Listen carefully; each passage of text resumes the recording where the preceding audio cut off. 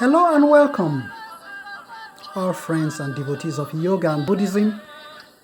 Today is June the 21st, 2019, and it's Friday today. I'm just going to continue reading these wonderful treasures I discovered, treasures of wisdom handed down to us by the great Buddhist master, the most venerable Master Xingyun, who is the founder of the Fo Guangshan. Fo Guangshan is the largest Chinese Buddhist organization in the world. And Fo Guangshan, of course, historically also brought the Buddhism to Africa through the Nanhua Foundation in Johannesburg, South Africa.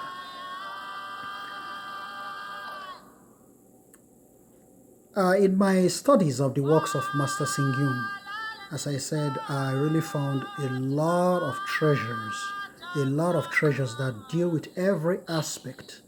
You know, many questions we have in our contemporary times were thoroughly answered by the great Master Xingyun. And I'm going to give you some examples of what I mean. We need to be demanding of ourselves, he writes.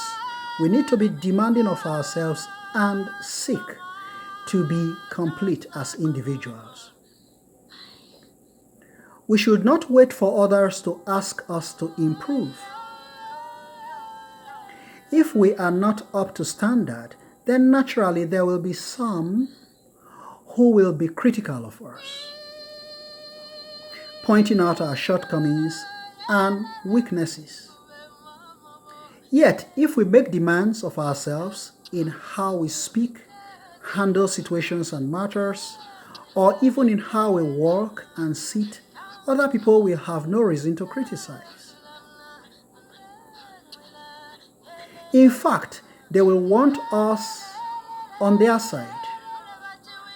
The following are some guidelines on perfecting ourselves. 1.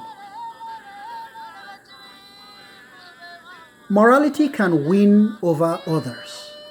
Humble table wise fare teaches. Subduing others with power is only temporary and ineffective. Moving others with ethics lasts over time and is highly effective. Regardless of how powerful one is, he or she can only subdue others temporarily and cannot truly win people's hearts.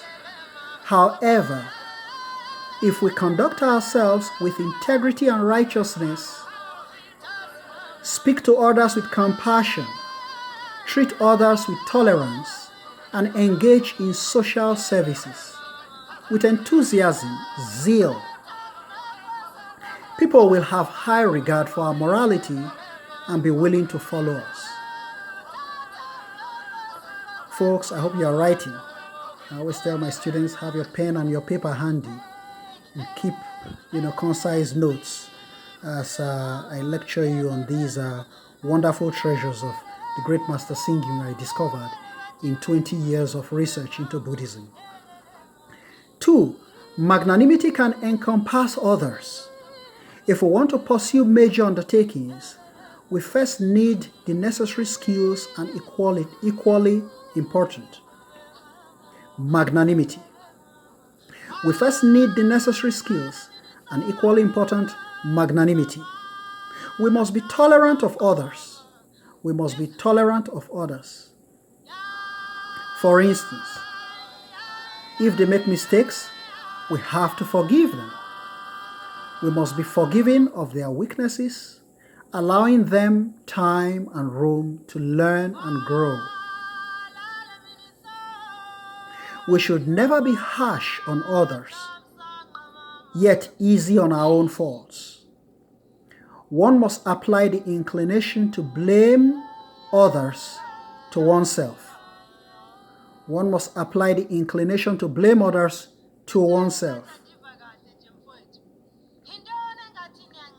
And the instinct to forgive others to oneself. And the instinct to forgive oneself to others. The other way around. The instinct to forgive oneself to others. You see, let me explain this. It's easier to explain it.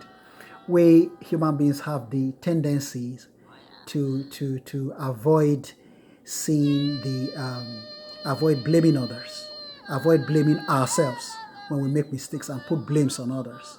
And then we are very relenting to subject ourselves to criticism. Instead, we are fast to criticize others.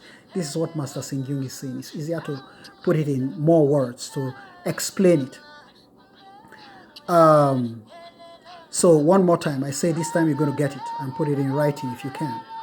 One must apply the inclination to blame others to oneself. The inclination to blame others to oneself and the instinct to forgive oneself to others. So we should have this instinct to forgive others. Okay? Before one can truly embrace others. People who are filled with loving kindness will naturally attract others from near and far. In this way, they will have no fear of failure. 3. The third golden key. Integrity can convince others. First impressions are very important when meeting people. However, we should never assess a person's character based on first impressions. It takes time to know a person's heart. According to a popular saying, therefore, through our relationships, people will discover our true character over time, be it our loyalty and nobleness or our hypocrisy and treachery.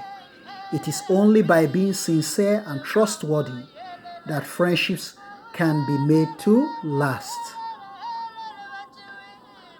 Finally, 4, we can move others when feelings are sincere. True love and true feelings work best in moving people. In history, kings and emperors were able to win the undying loyalty of their ministers and generals because of the depth of their feelings for them. Many old servants who were treated as part of the family by their employers would serve their benefactors for a lifetime because both were moved by the depth of mutual feelings. They were able to sustain a lifelong relationship.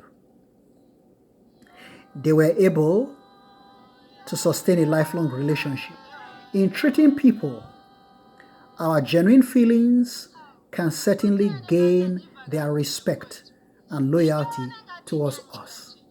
And finally, I'm just going to put it in a nutshell, as Buddha always does, as he did all his sutras through the Dhammapada, where he had these 423 brilliant sayings to summarize his entire teaching.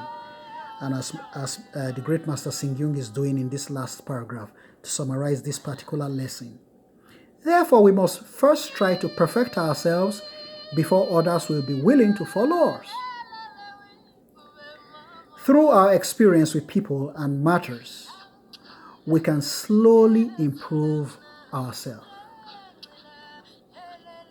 Through our experience with people and matters, we can slowly improve ourselves. Folks, these are just brilliant sayings that you need time to really reflect on them. So I'll say all these things when I teach you in class. My expectation is that you make concise notes, jot down brief important points, and form some, as we did in those days on campus. When I was a student 30 years ago, university, I was so, good in putting notes down. You want to put these notes down, then go back to the library and do some real serious research. And this is what I expect you guys to do. I don't expect you guys to do a 1-hour meditation session right now, but I expect you to keep some brilliant notes, points.